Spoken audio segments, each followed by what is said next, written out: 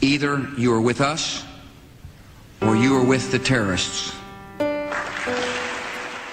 Let us never tolerate outrageous conspiracy theories concerning the attacks of September the 11th.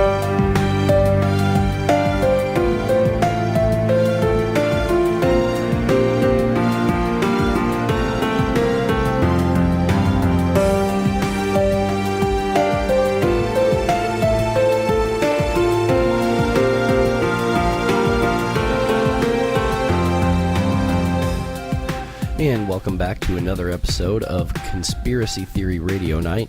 I am your host, Chris Grieve, and with me tonight is Kelly McRae. I decided to start the show out with a couple of clips that I used from last week's episode where George Bush had to throw out the term conspiracy theory and just kind of reiterate that it was a bad thing to question the official story. And if you were one of those people, then you were a conspiracy theorist and you are not to be taken seriously.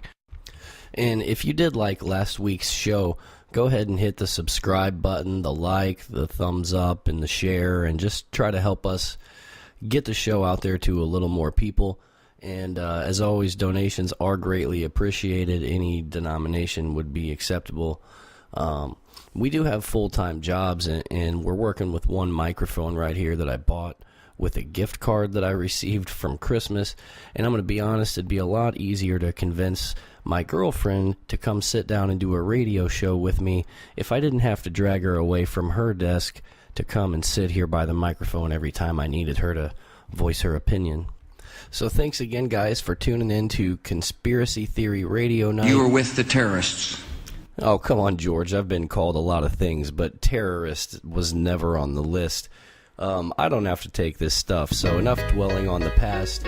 Let's go ahead and move on to this week's show and get Kelly's take on your dollar and the Federal Reserve. I need a dollar, dollar, dollar, that's what I need. Hey, hey. Well, I need a dollar, dollar, dollar, that's what I need. Hey, hey. Said I need a dollar, dollar, dollar, that's what I need. And if I share with you my story, would you share your dollar with me? Thank you, Chris. It's awesome to be here tonight, and I look forward to many future episodes. Everyone needs money. We need it to buy food, to have water, fuel, mortgages, rent, vices. We all work to earn pieces of paper that make the world turn. A lot of people are working so hard for their money that they have a very little time to think of where their money comes from. That has to be part of the plan, and that's air-quoted plan, taken after Chris. If people had time to question where their money came from, if they knew how the whole system worked, I really doubt that they would clock in ever again. Before 1913, the U.S. government had sole power of issuing currency. After the Federal Reserve Act of 1913, the power to issue our currency was given to a private central bank. Our founding fathers warned strongly against this.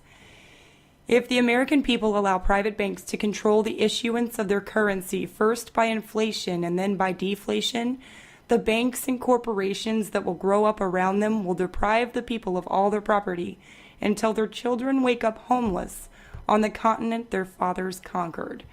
That's a Thomas Jefferson quote. Pretty stern warning if you ask me. I don't know. He didn't know anything, right? Since 1913, the buying power of the dollar has just plummeted. A 1913 dollar would be worth $23 today in 2014. I think the founding fathers might have been onto something. Nowadays, the money that you work for, the hours you spend away from your family, the bills you try so desperately to pay, they're not real. The money you carry in your pocket is only valuable because you believe it is. Back in the day before the Fed and the destruction of the gold standard, all of the paper money that was in circulation was backed by an equal amount of gold. With the implementation of the Federal Reserve Act, the government-backed securities, that's a quote, are traded for in-house printed currency. So the U.S. government sells tiny portions of herself, securities, to this private bank who is under no government regulation to print her money. Think about it. Securities equals citizens. Every dollar the Fed prints is backed by government securities. The power behind the machine being driven is us, we the people. The Fed creates money out of nothing. The gold is gone. Our souls are being sold. After they print the money, they give it back to the government and then charge interest on the loan they've given. For our souls. With money that they've created out of thin air. Because the interest charged to print this money out of thin air, because of that interest, it becomes impossible to ever repay the debt. The amount of money that's out in circulation can never equal the amount that we owe the Fed. We as a nation are on the road to financial collapse, and we're locked in a vicious cycle of perpetual, unpayable, ever-growing debt. We are on the bottom layer of a big, massive pyramid scheme, and it's really just time to become aware. I don't really think that there's any way to escape collapse. It's inevitable, in my opinion. I just try to see it as a way to begin anew, Currency really has to have physical value, or it becomes worthless, and the citizens become collateral. And I'm not okay with being collateral.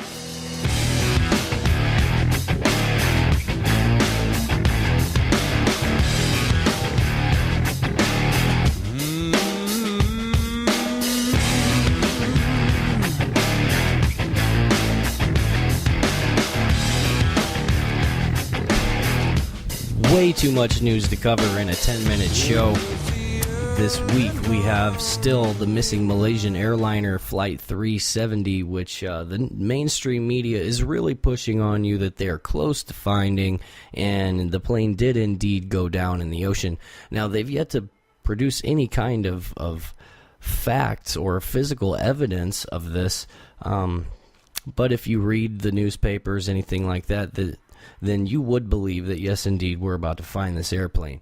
There's a lot of talk on the internet that this airplane could be at a place called Diego Garcia, which is a secret military base. Not so secret anymore. It's a military base, and it is in the Maldives.